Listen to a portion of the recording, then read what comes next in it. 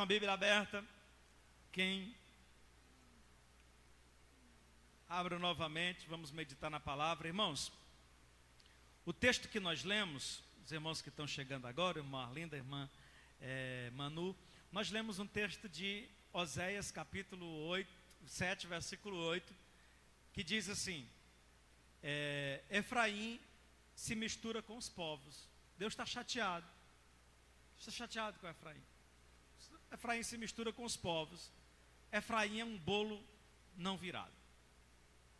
Eu quero meditar um pouco com os irmãos hoje sobre essa palavra, irmãos. Foi a palavra que Deus trouxe ao meu coração hoje pela manhã. Mas eu quero começar pensando com os irmãos sobre quem é Efraim. Quantos dos irmãos aqui conhecem esse personagem bíblico chamado Efraim? Só o Ronaldo e a Beth? Quantos dos irmãos conhecem esse personagem chamado Efraim? Olha bem para mim, olha aqui para mim. Efraim é um dos filhos de José. Então os irmãos lembram que José, filho do patriarca Jacó, ele tem dois filhos, que é Efraim e Manassés. São os dois filhos de José. Você vai encontrar isso em Gênesis 41 e 52. Quando Efraim nasce, José bota o nome de Efraim, que significa: o Senhor me fez prosperar na terra da minha aflição. Esse é o significado de Efraim: o Senhor me fez prosperar na terra da minha aflição. Por que na terra da minha aflição? Porque os irmãos lembram que José foi vendido pelos seus irmãos para o Egito, e lá no Egito Deus o fez prosperar. Então, quando nasce Efraim, muito embora Efraim não é o mais velho é Manassés, ele bota o nome de Efraim, que significa: o Senhor me fez prosperar. Quando, em Gênesis 48, lá pelo versículo 20, quando Jacó, o patriarca Jacó, já velho, olha para cá, quando Jacó já velho, já sente que vai morrer, ele chama José e diz assim: José, eu vou te abençoar. E é interessante, irmão, que quando você olha entre as 12 tribos de Israel, você não encontra a tribo de José. Você vai encontrar a tribo de Dan, a tribo de Rubens, de Naftali, de Zebulon, de Isacar. Você vai encontrar a tribo de Levi, que não tinha terra, mas participava do serviço sacerdotal, a tribo de Judá, Benjamim. Você vai encontrar as 12 tribos, mas você não encontra a tribo de José. Por quê? Porque Efraim e Manassés é quem vão herdar esse nome, que deveria ser de José. Então, no lugar da tribo de José, você vai encontrar a tribo de Efraim e Manassés, que são os dois filhos de José. Quando Jacó já está velho, ele está abençoando os filhos, José vem com os seus filhos e Jacó abençoa os netos, portanto, neto de Jacó e filho de José. Curioso é que quando Jacó vai abençoar, ele decide abençoar primeiro Efraim, e ele coloca a mão direita sobre Efraim, ele cruza as mãos para abençoar Efraim. E José diz: não, pai, não, está errado. O mais velho, porque o filho mais velho na cultura hebraica, na cultura do mundo antigo, ele tinha direito a uma bênção maior, uma bênção dobrada, porque no caso da ausência do pai, o primogênito era quem tinha que sustentar a família, que dá continuidade, que levava a linhagem. Então, uma questão também de preservar a herança, havia uma porção maior para o filho mais velho, para não fragmentar demais a herança e empobrecer a família. Então era um princípio lógico que eles utilizavam nesse sentido. Então José interrompe o seu pai Jacó e diz: não, pai, o senhor está, porque Jacó já está com a vista ruim, você está enganado, o senhor está abençoando Efraim no lugar de Manassés. E aí o velho retrucou, e disse: eu sei o que eu estou fazendo. Você vai ver isso em Gênesis 48 e 20. Falou: eu sei o que eu estou fazendo. E aí ele abençoa a Efraim, dizendo que Efraim vai ser maior do que Manassés, que ele vai ser um povo maior, mais forte, mais valente e tal. E ele ministra sobre a vida de Efraim uma bênção. E assim o foi. E aí a gente vai ver, irmãos, que a tribo de Efraim, eles vão crescendo, se multiplicando. Quando Israel sai do Egito, 400 anos depois, eles já saem como uma grande família. E quando eles entram na terra da promessa, lá em Josué, que Josué vai fazer a distribuição das terras, a tribo de Efraim pega uma porção significativa. Eles pegam uma porção, quem gosta da geografia bíblica entende bem o que eu vou falar agora, porque a porção de terra deles se estendia desde o rio Jordão até o Mediterrâneo, passando pela região montanhosa de Samaria e uma região assim bem ao centro do território de Israel. A tribo de Efraim fica bem ao centro do território de Israel, que é a tribo mais ao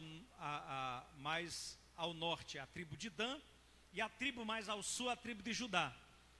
Efraim fica bem no centro e uma faixa de terra expressiva, significativa. Da tribo de Efraim, quem me ouve, diga amém.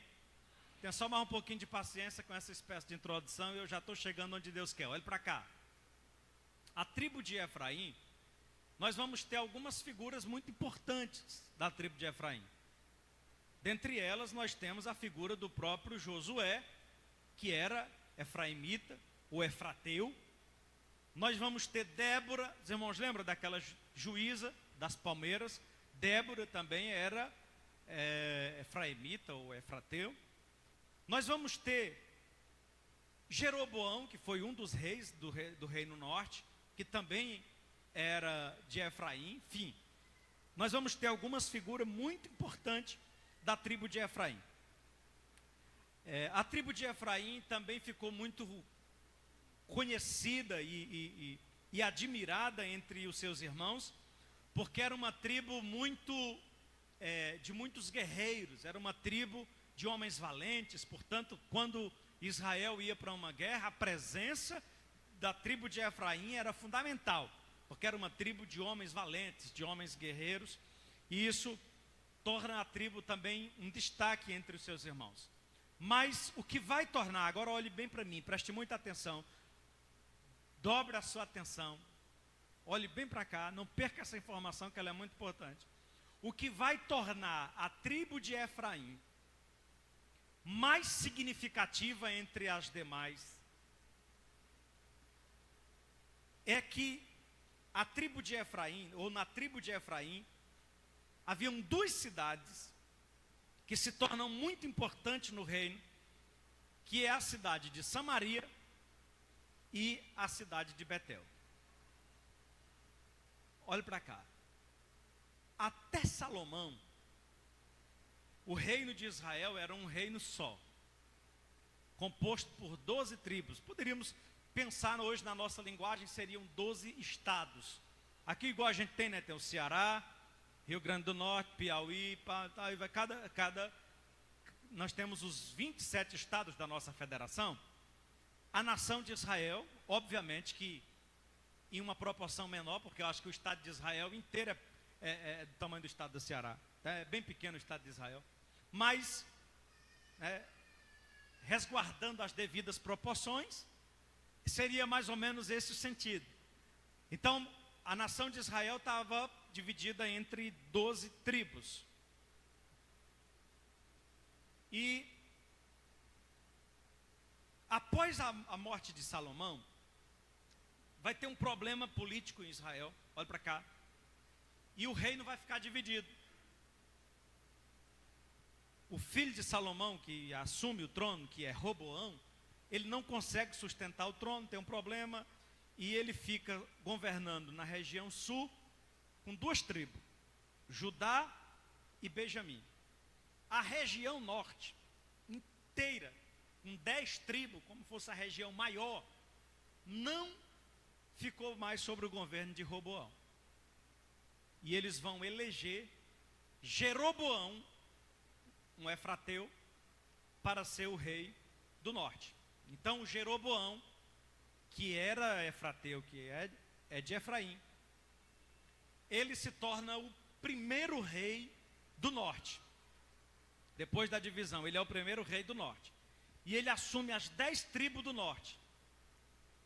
E a capital do norte fica em Samaria. Portanto, o reino norte, presta atenção nisso aqui, o reino norte de Israel ficou sendo chamado de Israel, e o reino sul ficou sendo chamado de Judá.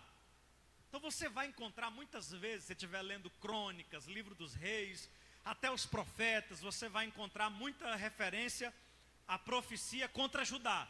Você está lembrando que Judá é a parte sul.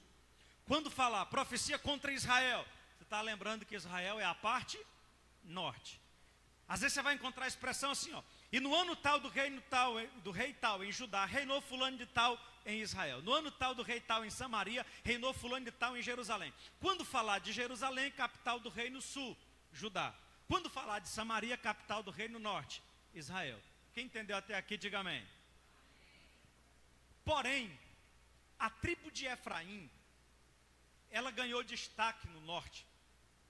E ela ganhou um destaque tão grande, irmão Antônio José, que muitas vezes a Bíblia vai se referir a Efraim, não a tribo de Efraim, vai se referir a Efraim como todo o reino norte. Por quê? Porque o rei era de Efraim, a capital era em Efraim, e Betel é a cidade que Jeroboão escolheu para edificar um altar, e todo o reino norte vinha a Betel para prestar culto em Betel. Betel, uma cidade, importante cidade religiosa para o reino norte, era em Efraim. Samaria, a capital, Efraim. O rei Jeroboão de Efraim. Então a tribo de Efraim se tornou a mais importante entre as tribos do norte. Quem entendeu aqui, diga amém. Daí você vai ter várias vezes na Bíblia Sagrada a Bíblia se referindo a Efraim não como uma pessoa, mas como um povo.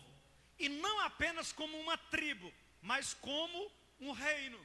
Porque Efraim, em alguns momentos, a Bíblia se refere a Efraim como todo o reino do norte. Terminei a introdução, vocês conseguiram entender?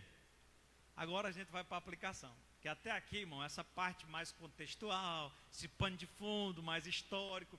Aí eu sei que os irmãos que já conhecem, que são professores da escola bíblica, ficam impacientes esperando o pastor avançar. Mas tem os irmãos que não vêm para a escola. Tem os irmãos que são novo convertidos, eles têm que ter paciência. Amém, irmãos? Agora eu quero chamar a atenção de vocês para o texto que nós lemos, porque Deus está chateado lá em Oséias 7:8. E Deus está chateado com Efraim. Agora você já sabe quem é Efraim. Você já entendeu tudo. Deus está chateado, irmão Luciano. E ele disse, eu estou chateado com Efraim, porque Efraim se mistura com os povos. Efraim não é um povo puro. Ele se mistura com os incrédulos. E quando a Bíblia diz se mistura, irmão, não é porque andou no meio, não. É porque fez a mesma coisa. Os irmãos lembram daquele personagem, eu não sei se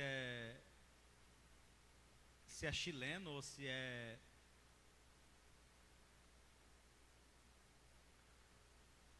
Como é o Chaves? É da onde? É mexicano, né? É mexicano. Aí tem a dona Florinda, né? E ela chegava e dizia assim pro tesouro, que é o Kiko, dizia assim, meu filho, não se misture com essa gentalha. Mas às vezes, irmão, misturar com a gentalha, não é que você não pode falar com ninguém. Não é que você não pode ser amigo, você não pode... Não é isso que a Bíblia está falando. A Bíblia não está pregando esse exclusivismo, o preconceito, não. Mas é o que está lá no Salmo 1. Bem-aventurado é o varão que não anda segundo o conselho dos ímpios, não se detém no caminho dos pecadores, não se assenta na roda dos escarnecedores. O se misturar aqui, irmão, é adotar o seu padrão de conduta, é fazer as mesmas coisas, é comungar com as suas práticas, é aprovar suas condutas, é aplaudir o que é errado, é concordar com o erro, é participar dele. E o Senhor está dizendo, olha, Efraim se mistura com os povos, faz a mesma coisa com os incrédulos, não tem diferença nenhuma. A linguagem é a mesma, a gíria é a mesma, as conversas é a mesma, as brincadeiras, as piadas, as músicas, as roupas, tudo Efraim é a mesma coisa, se mistura. Se não der para dar glória a Deus, você vai dizendo misericórdia. O Senhor está chateado com Efraim. Aí sabe o que o Senhor diz? Põe na tela aí, Guilherme. Ele diz assim, ó, Efraim, põe na tela aí, eu quero ler com vocês. Ele diz assim, Efraim é um bolo que não foi, volta para mim, Efraim é um bolo que não foi virado. Esse é o tema da nossa pregação. Mas o que é um bolo que não foi virado? Quando a gente fala em bolo, pessoal mais moderno já pensa logo num bolozinho de forma e tudo. Mas se você tiver pelo menos a minha idade, você já não vai pensar nisso, irmão, porque eu fui criado foi com bolo de milho, quando tinha uma massazinha de trigo para a gente botar dentro, só para mudar o sabor, feito em frigideira. Sabe aquele que a gente chama aqui de buruaca? Pois é. Sabe aqueles pão árabe que você compra aqueles hambúrguer? Pronto, o pão judeu, o bolo judeu era mais ou menos aquele dali. Era feito quase naquele estilo. Então não é um bolo nessas formazinhas que você bota no forno, que ele sai. Não, irmão, não pensa nisso não, que não tinha o forno elétrico, não tinha um air-fry, não tinha nessas coisas não. Era feito na brasa, numa pedra, a massa era aprontada ali, amassada, eles espalhavam com a mão, botavam em cima de uma pedra quente no fogo, aí assavam um lado, aí você tinha que pegar com uma peça assim de madeira, eles pegavam assim, ó, e virava para assar o outro lado, igual a gente faz buruaca. Quem já fez buruaca, não já? Então você pensa numa buruaca, você vai entender a linguagem do profeta, você vai entender a linguagem de Deus. Ele está dizendo assim, ó, Efraim é um bolo não virado. Uma forma dele estar dizendo assim, Efraim é alguém que assou de um lado, mas o outro está cru ainda. Vocês já entenderam a mensagem? Tem mensagem que é assim, que você entende logo pelo tema, né? Assou de um lado, mas o outro está cru. É aquele tipo de gente, irmão, que em uns aspectos da vida, ele é crente que é uma beleza, mas ele tem uma face oculta. Ele tem uma face da vida dele, um lado da vida dele, uma área da vida dele, que ele não se deixou domesticar ainda. Tem uma área da vida dele que ainda não foi queimado no fogo, ainda está cru. Se você pisar nesse calo, você vai dar uns burros na água, porque é um bolo não virado. Às vezes, irmão, você olha assim, rapaz, é uma maravilha, está pronto para toda boa obra. Aí Deus está lá de cima olhando e dizendo assim, não, viu? Está assado só de um lado, o outro está cru. Tu conhece alguém assim, irmão? Não julga ninguém, mas tu conhece alguém que um lado dele, irmão, é uma beleza. Você conhece um lado, quando você conhece um lado, rapaz, é um crente de mão cheia. Aí de repente, quando você cuida que não, tu conhece o outro lado ainda, que a massa está cruazinha, ainda escorrendo ainda a massa.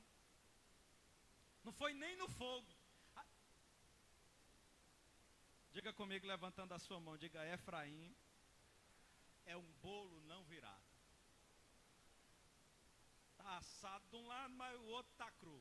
Tem uma face oculta, tem um aspecto da vida dele que ele não se deixou converter. Ele não se permitiu trabalhar. E o Senhor está dizendo, Efraim é complicado. E eu fiquei meditando, irmão, nessa palavra. E aí eu fui um pouco mais além, eu quero mergulhar um pouquinho com vocês.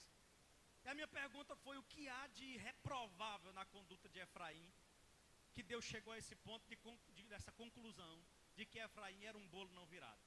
E aí eu fui pesquisar a história de Efraim, e eu quero pontuar aqui algumas coisas com vocês, na vida desse povo, que contribuem para que Deus chegasse a essa conclusão. E a primeira delas está lá em Josué, capítulo 16, versículo 10. Nós vamos ler também Juízes 1 e 29. Josué 16 e 10 diz assim: os cananeus de Gezé não foram expulsos, e até hoje vivem no meio do povo de Efraim, mas são sujeitos a trabalhos forçados, pagam tributo. Em Juízes 1 e 29, está escrito assim: tampouco expulsou Efraim os cananeus que habitavam em Gezé, antes os cananeus ficaram habitando com ele. Aí, olha o que diz Juízes, capítulo 2, versículo 1 ao 3. E sucedeu, depois da morte de Josué, que os filhos de Israel perguntaram ao Senhor, dizendo: quem dentre nós primeiro subirá aos cananeus para pelejar contra eles? E disse o Senhor: Judá subirá. Não é esse, eu estou lendo é o 1, bota aí para mim o 2 e 1. E subiu o anjo do Senhor a Gilgal, e disse: do Egito vos fiz subir, e vos trouxe a terra que a vossos pais tinha jurado, e disse: nunca invalidarei o meu concerto convosco.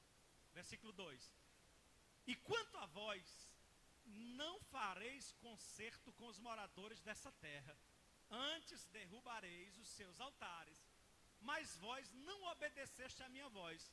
Aí o Senhor pergunta: por que fizeste isso? Irmão, venha para cá, olhe para mim, eu vou rapidamente situar vocês aqui para a gente fazer a aplicação. A terra dos cananeus, que é a terra que Deus deu para eles, era habitada pelos cananeus, jebuseus, filisteus e tudo que é de Deus daquela região. Aí o Senhor disse: olha, essa terra é de vocês, expulsem os moradores e possuam a terra é de vocês. Agora, não deixem eles no meio de vocês. Por que Deus estava dizendo isso? Porque o Senhor não queria que eles fossem corrompidos pelos costumes daqueles povos, que tinham práticas idólatras, que ofereciam seus filhos em sacrifícios a deuses, a divindades, que tinham seus altares. E o Senhor está dizendo: olha, limpe tudo, limpe a terra. Entrem, possuam a terra, mas façam uma limpeza.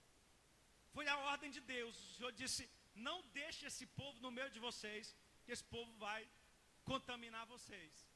Mas sabe o que os efraimitas fizeram?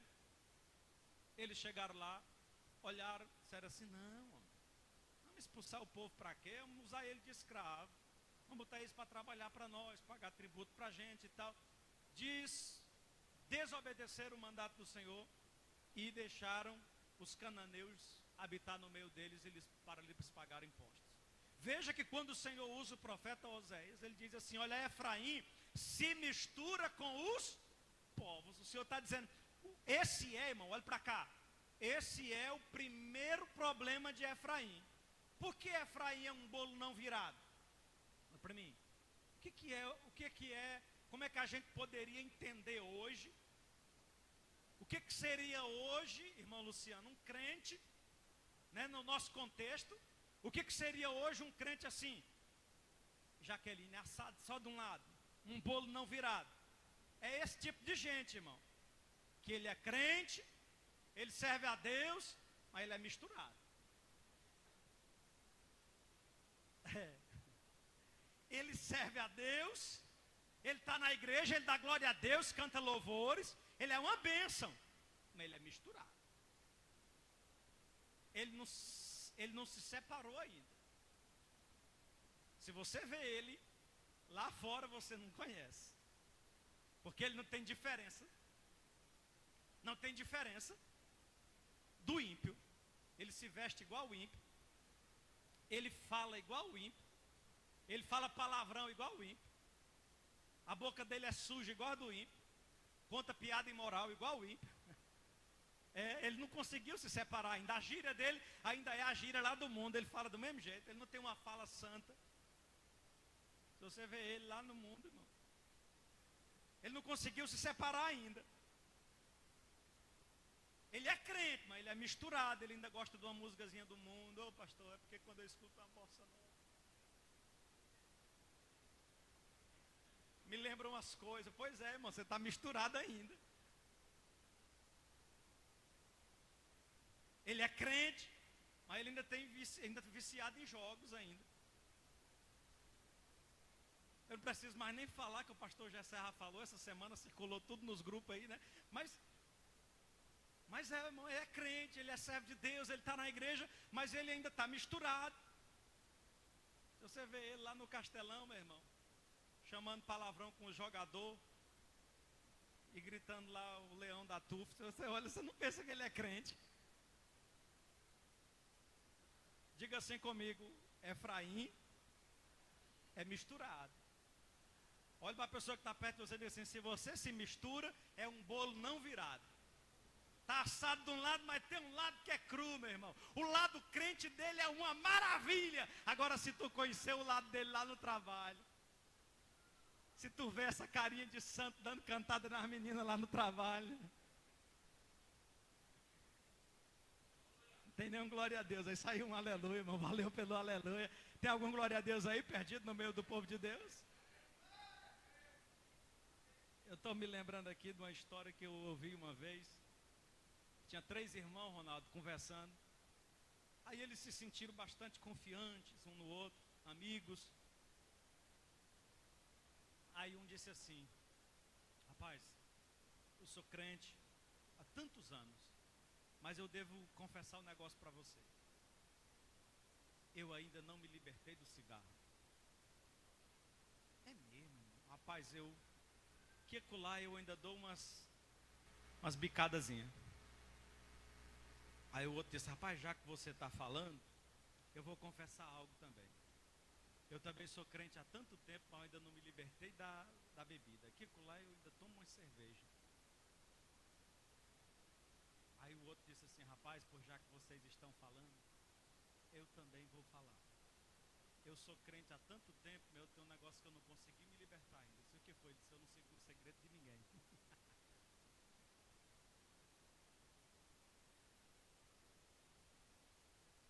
Diga comigo levantando a sua mão. Diga, Efraim é um bolo não virado. Quem entendeu até aqui, diga amém. Então vamos ao segundo problema de Efraim. Eu queria que os meninos colocassem aí Juízes capítulo 12, versículo de número 1 até o versículo de número 6. E aí vocês vão conhecer uma face oculta de Efraim, que talvez pareça até com alguém que a gente conhece também. Às vezes até parece com a gente mesmo. Vamos lá, Juízes, capítulo 12, versículo 1 ao 6, diz assim. Então, se convocaram os homens de Efraim, e passaram para o norte, e disseram a Jefté, por que passaste a combater contra os filhos de Amon, e não nos chamaste para ir contigo? Aí olha o que ele diz aí, ó. Queimaremos a fogo a tua casa com você dentro. Então, volta para mim a tela aqui. Aí depois a gente continua a leitura. É brincadeira, irmão. O pobre do Jefté se levantou numa situação difícil em que o povo estava sendo oprimido pelos filhos de Amon.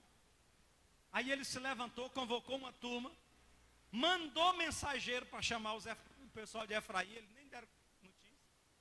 Aí ele juntou uma turma e foi para a peleja. Olha para cá, quando ele venceu a guerra, que voltou, aí ele está lá comemorando, lá vem aquela turma de homens de Efraim. Aí ele pensou que eles vieram para trazer presente, né, agradecer pela vitória.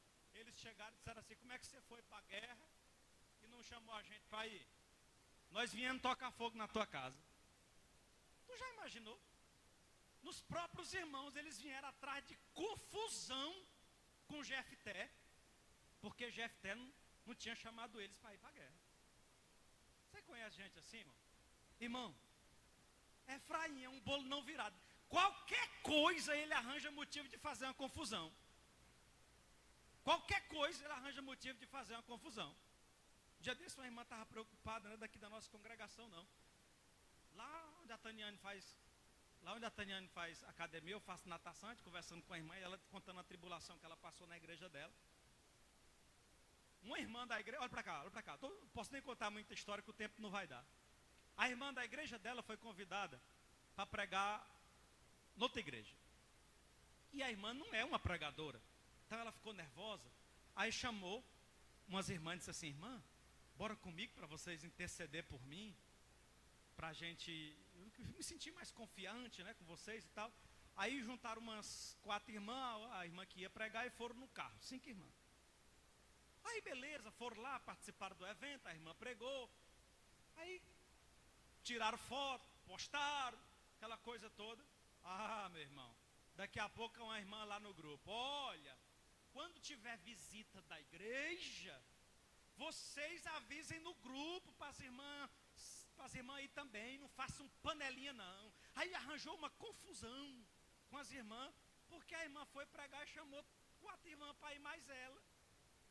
Tu se liga, irmão, que tem gente que ele fica procurando alguma coisa na igreja para ele arranjar uma confusão. Se você passar por ele e você não der a paz do Senhor, meu irmão, ele já diz aí, ó, isso aí está com raiva de mim, isso aí não é crente. Aí já arranja um motivo para estar com uma confusão feita. Diga comigo, isso é Efraim. É bolo não virado. É assado de um lado, irmão Luciano, mas é cru do outro. Ele fica na igreja procurando confusão. É Efraim. Ó, Jefté, você foi lá. Eu sei que Deus abençoou, deu vitória. Foi uma maravilha. Vocês destruíram os nossos inimigos, mas não chamaram a gente. Agora nós vamos brigar. Não, rapaz, não. Como diz o pastor Antônio, não é um atribulado mesmo. Em vez de chegar e dizer assim: olha, a gente veio aqui parabenizar você pelo seu esforço, pela sua disposição, não. Vieram atrás de briga. E o pior ainda era mentindo, porque Jefté diz no versículo 2, e Jefté lhe disse: eu e o meu povo tivemos grande contenda com os filhos de Amon, e chamei vocês. E vocês não livraram eles da nossa mão. Vocês não foram, agora vocês vêm atrás de confusão. Irmão, e deu uma confusão tão grande, se você continuar lendo, você vai ver que no final dessa história aí, vai morrer 42 mil homens. Diga assim comigo: Efraim é um problema. Vocês já cansaram, irmão? Vocês já cansaram? Mas eu vou trazer uma outra característica de Efraim. Vamos aí para Juízes capítulo 7. Aí nós vamos ler o restante do 23 até o final, e depois a gente entra no 8. Então, 7:23 de Juízes diz assim: então os homens de Israel, de Naftali, de Azé e de todo Manassés, foram convocados e perseguiram os medianitas. Também Gideão enviou mensageiro aos da montanha de Efraim, dizendo: descei ao encontro dos medianitas e tomai-lhe a águas até Bet-bara, e também o Jordão. Convocados, pois, todos os homens de Efraim, tomaram-lhe as águas até o Jordão. E prenderam os 2 príncipes dos medianitas, Oreb e Zeeb, e mataram Oreb na penha de Oreb, e Zeeb mataram no lugar de Zeeb. E perseguiram aos medianitas, e trouxeram a cabeça dos 2 príncipes a Gideão. Aí agora você entra no capítulo 8. Então os homens de Efraim lhes disseram: que é isso que fizeste? Que não nos chamaste quando foste pelejar contra os medianitas? Olha, irmão, como é que eles são. Vocês estão entendendo como eles são? Ou como eles eram? Que é isso que nós lemos nesse instante, no 12, eles procurando confusão com Jefté. Olha eles procurando confusão com Gideão. Só que Jefté não foi igual a Gideão, porque quando eles vieram para cima de Jefté, Jefté foi para cima, morreu 42 mil. Agora Gideão foi mais esperto. Olha o que Gideão vai fazer. Gideão tem discernimento do que eles gostam. E aí eu vou pegar esse pontinho aqui. Que é isso que fizeste? Que não nos chamaste quando foste a peleja contra os medianitas. E contenderam, diga comigo, e contenderam com ele fortemente. Está vendo aí? Aí o versículo 2. Porém, ele lhes disse, ou seja, Gideão: que mais eu fiz agora do que vós? Não são porventura os rabiscos de Efraim melhor do que a vítima de Abiezé? Deus vos deu na vossa mão os príncipes dos medianitas, Oreb e Zeeb. que mais podia eu fazer do que vocês? Então a sua ira se abrandou para com ele, quando falou esta palavra. Vocês entenderam? Volta aqui a imagem para mim, olha para cá. Eles chegaram para Gideão assim, de peito inchado, e falaram assim, como é que pode? Como é que você foi para a batalha e não chamou a gente? Aí queriam contender com Gideão.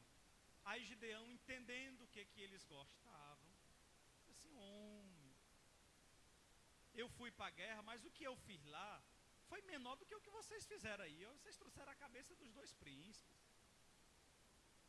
O que eu fiz lá que vocês não fizeram?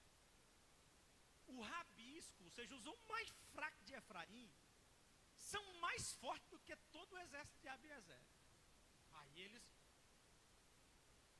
Aí eles incharam. Aí o texto diz nas palavras que eles se acalmaram com estas palavras.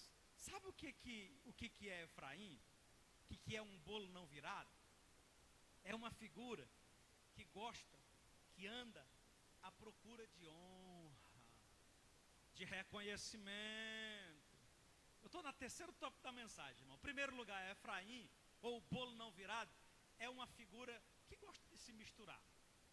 Segundo, o bolo não virado é uma figura que gosta de contenda. Mas ele acha bom uma contenda. Terceiro lugar, Efraim, o bolo não virado, é uma figura que gosta de honra. Ele é crente, olha para mim, ele é uma bênção, mas não deu oportunidade não para tu ver. Ele é uma bênção na igreja, é uma alegria. Mas não não enche a bola dele não, para tu ver.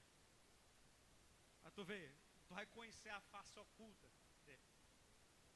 Você vai ver que tem um lado do bolo que não é assado ainda. Os irmãos estão entendendo? Ele gosta de honra, ele gosta de elogios, ele gosta, sabe, de ter o ego massageado. Para você, nem que seja mentira, mas ele gosta. Você é uma autarquia, rapaz, você é um caminhão carregado de batata. Aí ele fica. Quem está entendendo até aqui, diga amém. Vamos agora ao primeiro livro dos Reis, capítulo 11 e versículo 26. Aí nós vamos ter, vocês lembram que eu falei lá no começo da pregação, que Jeroboão foi o primeiro rei do norte, que ele era efrateu, era de Efraim. Aí olha o que acontece, até Jeroboão, filho de Nebate, efrateu, servo de Salomão, cuja mãe era mulher viúva, por nome de Zerua, também levantou a mão contra o rei. Irmão, eu vou resumir isso daqui. A maior divisão que existiu dentro do reino de Israel foi provocada por Jeroboão, que era servo de Salomão, que dividiu o reino, que promoveu a maior divisão de Israel. Foi a tribo de Efraim. A tribo de Efraim, na figura de Jeroboão, foi responsável pela divisão do reino em 2 partes. E nunca mais eles se ajeitaram. É tanto que nos dias de Jesus vai ter aquela confusão grande ainda dos judeus com os samaritanos, aquela confusão por causa disso daqui. Uma divisão grande. Uma divisão grande. Que é a quarta característica que a gente observa de Efraim. É que Efraim, esse bolo não virado, ele gosta de divisão. Ele gosta de separar os amigos, de dividir ministério, de abrir ministério, dividir igreja, causar contenda, rebelião. Não sai nem um glória a Deus, diga mesmo misericórdia. Irmão, tem tanto Efraim por aí, diga comigo, Efraim é um bolo não virado. Isaías capítulo 7, versículo 2 até o 7. Sucedeu, pois, nos anos de Acais, filho de Jotão, filho de Uzias, rei de Judá, que Rezim, rei da Síria, e Peca, filho de Remalias, rei de Israel, subiram a Jerusalém para pelejarem contra ela. mas nada puderam contra ela. E deram aviso à casa de Davi, dizendo: a Síria fez aliança com Efraim. Olha aí, irmão. Olha aí, irmão. A Síria era um dos maiores inimigos do povo de Deus. Pois olha que Efraim foi fazer aliança com a Síria contra Judá. Mas não é o Satanás mesmo um negócio desse. Mas está aí no texto, ó. Então disse o Senhor a Isaías: agora tu e o teu filho, Jazub, saia ao encontro de Acaz, ao fim do canal do tanque superior, no caminho do campo do lavandeiro, e diz-lhe: acautela-te, aquieta-te, não temas, nem se desanime o teu coração, por causa desses 2 pedaços de tições fumegantes, por causa do ardor da ira de Rezim e da Síria e do filho de Remalias, porquanto a Síria, olha, irmão, versículo 5, a Síria teve contra ti maligno conselho de Efraim, e com o filho de Remalias, dizendo: vamos subir contra Judá, e molestemo-lo, e repartemo-lo entre nós, e façamos reinar no meio deles o filho de Tabeel. Assim diz o Senhor: isto não subsistirá, nem tampouco acontecerá. Vem para cá, eu vou parafrasear. A Síria era um grande império da época, pois Efraim, que aqui prefigura o reino do norte, foi lá e deu conselho à Síria, disse assim: bora se juntar nós 2 contra Judá, que é meu irmão. Judá, irmão, era irmão deles, era o mesmo povo. Ele foi fazer aliança com a Síria e dar conselho aos sírios para pelejar contra Judá. Para pelejar contra Judá, na maior covardia. Agora, sabe o que é que eu louvo a Deus, irmão? É porque a gente sabe que tem Efraim, que é o bolo não virado, que é falso, covarde, sabe? Que às vezes ele usa o inimigo para levantar contra o povo de Deus. Mas o Senhor tem seus profetas que avisa, Deus não deixa desavisado, e o texto diz que o Senhor diz assim: olha, não subsistirá e nem tampouco acontecerá, esse conselho não vai prevalecer. Dê um toque aí na pessoa perto de você, diga assim: olha, os conselhos malignos de Efraim não vão prevalecer. Não adianta, irmão, Efraim fazer complô, não adianta fazer baixo-assinado, carta, não adianta fazer nada. É Deus que está no comando, Deus desfaz o conselho, Deus desfaz o mistério, Deus revela tudo, porque é Deus que está no controle. Levante a sua mão comigo e diga mais uma vez, diga: Efraim é um bolo não virado. É aquele fogo amigo, irmão, que tem cara de amigo, que está do teu lado, que finge ser seu irmão, abraça, mas ele está conspirando contra você, buscando uma oportunidade para te derrubar. Pastor, e tem isso no meio da igreja? Eu não vou dizer nada não, você sabe. Pastor, tem isso no meio dos crentes? Oh, meu Jesus.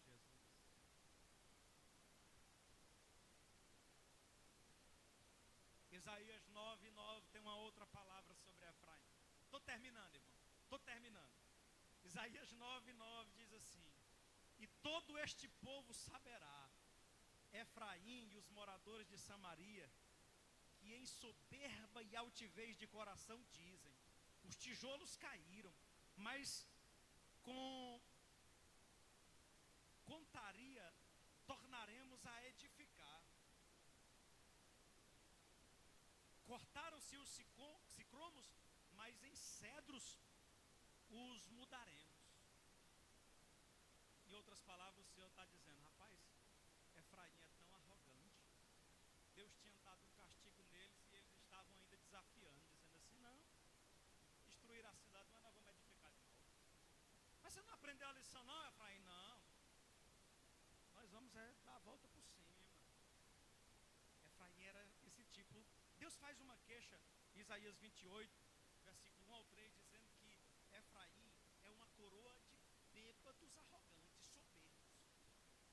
A tribo de Efraim era uma coroa de bêbados arrogantes e soberbos. Irmão, a tribo de Efraim era uma tribo muito soberba. Eram homens valentes, mas muito arrogantes, um espírito soberbo e altivo. Isso é Efraim, diga comigo, isso é Efraim.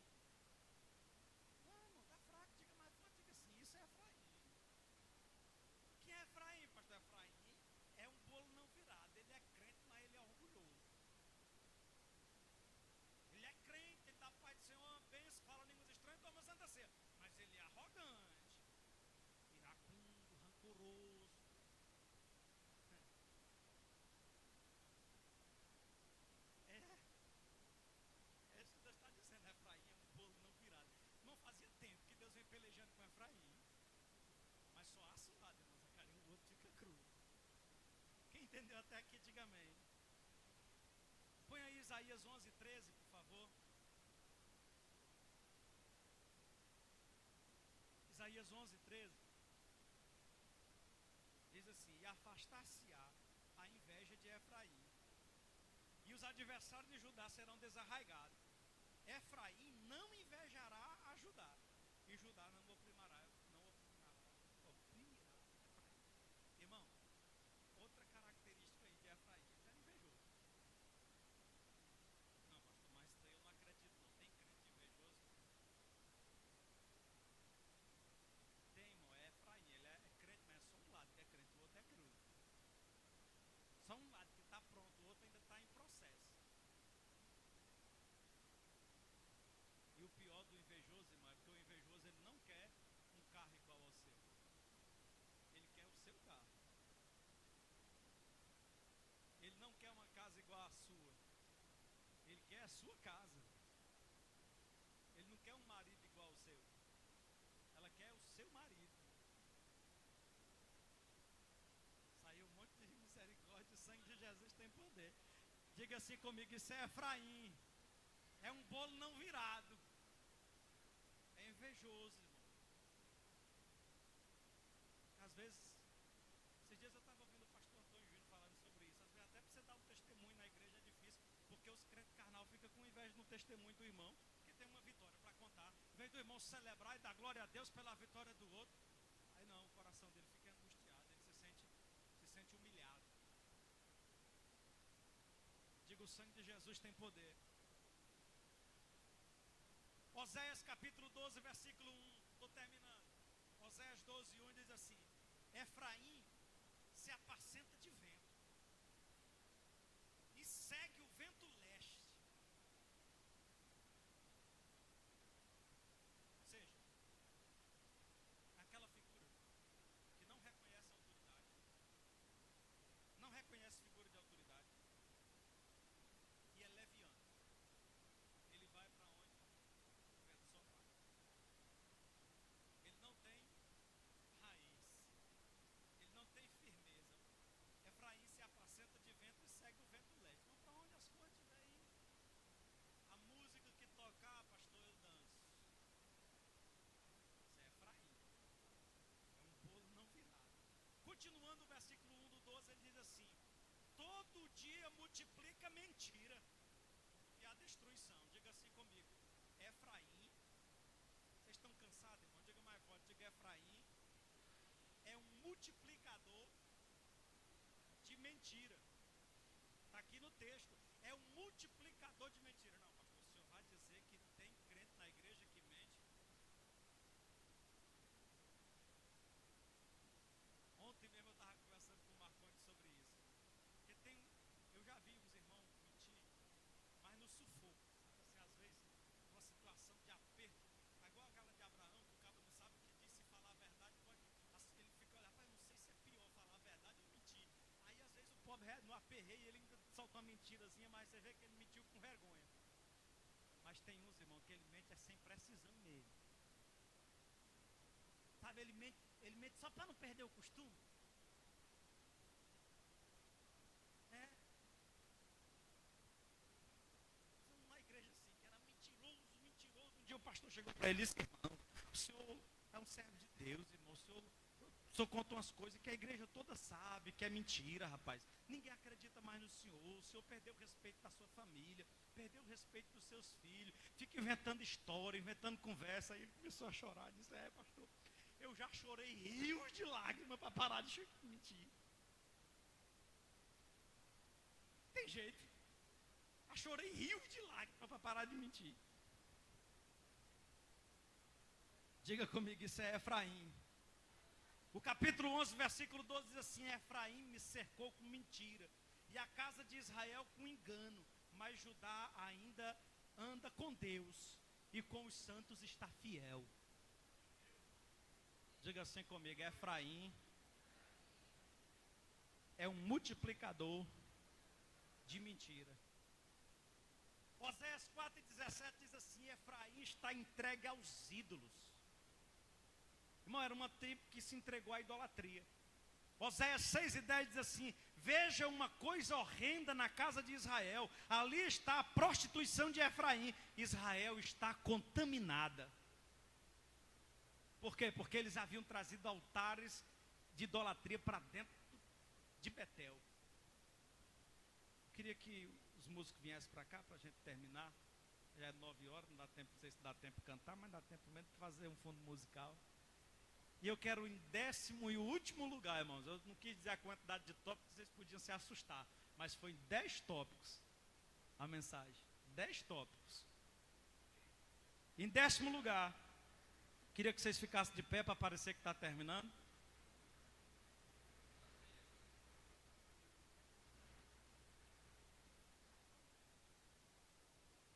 Bota aí o 5 e o 11, Guilherme. Oséias 5 e 11. Vou terminar, irmão. Vou terminar o recado de Deus todinho. Leia comigo. Efraim está oprimido e quebrantado no juízo, porque quis andar após a vaidade. Agora põe o 12 e 8.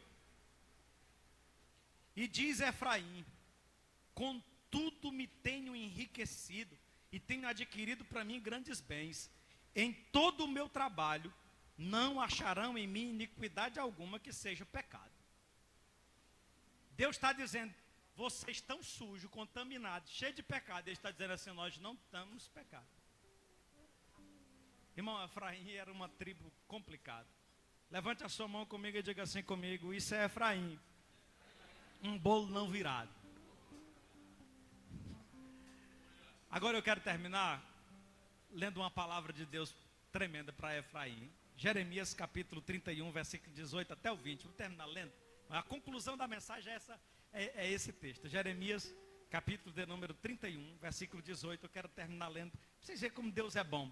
Aí olha o que Deus diz para Efraim. Põe aí na tela aí para mim. Toda a igreja, vamos ler todo mundo junto. No 3, vamos lá. 1, 2, 3. Bem ouvi eu que Efraim se queixa dizendo: castiga-me, e fui castigado como um novilho ainda não domado. Converte-me, e converter-me-ei, porque tu és o Senhor meu Deus. Versículo 19. Na verdade que, depois que me converti, glória, ele se converteu, irmão. Depois que me converti, tive arrependimento. E depois que me conheci, bati na minha coxa, fiquei confuso, sim, me envergonhei, porque suportei o opróbrio da minha mocidade. Versículo 20. Não é Efraim para mim um filho precioso? Esse Deus é tremendo. Leia, irmão, leia, diga assim, não é Efraim para mim um filho precioso?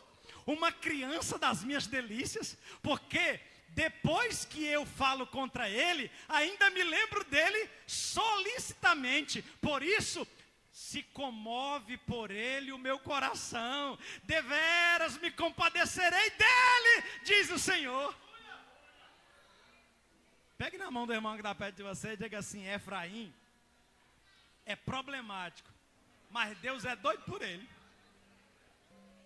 Você entende isso, irmão? Pastor, e por que tem gente na igreja assim? É porque Deus é doido por ele, o coração de Deus é doido por ele. Aí Deus traz ele no culto de doutrina, dá-lhe uma lenhada, dá-lhe uma chulipa na orelha, a orelha fica quente. Aí depois diz: mas bote um versículo para dizer que eu amo. Quem entendeu e recebe essa palavra de Deus, irmão, nessa noite?